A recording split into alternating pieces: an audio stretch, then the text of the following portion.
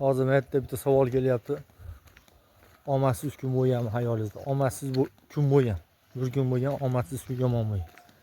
Bu paytda mashinam bordi. Sahar 3 da turib bordim endi gaz zapravkaga.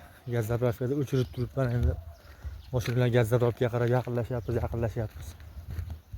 Soat 9 da bordik. Eshigini tagiga boruvdik. Eshigini tab yopib qo'ydi, bo'ldi. Bugunga limit tugab, gaz tugadi deb. Shunday bekitib qo'ydi. Mashinani qulfladim. Ana birinchi omadsiz kun boshlandi. Yo'lda bo'yga chiqib olganman, shuni garosavatni yoqdim, to'xtanglar. To'xtanglar. Mashina to'xtamaydi. Oxiri to'xtadi mashina.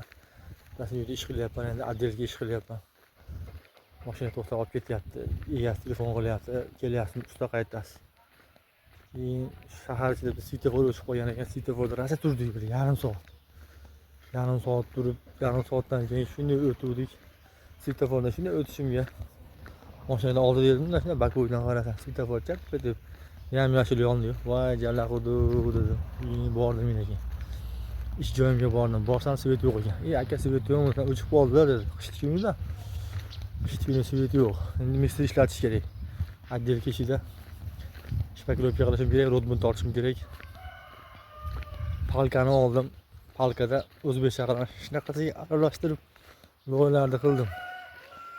4 paqir 5 paqir loy qilib ishladim, soat 4-5 bo'ldi. Charchaganman, aka bo'ldi dedim. Charchab ketdim, mistersiz ishlash qiyin ekan. Palkada loyni aralashtirib dedim.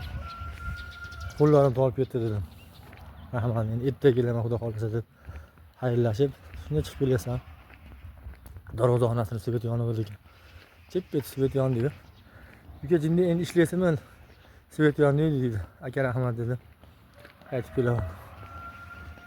Mana shunaqa bo'lgan xullas omadsiz kunlarda qanaqa bo'lgan? Agar bundan ham qiziq bo'lsa, tez yozinglar.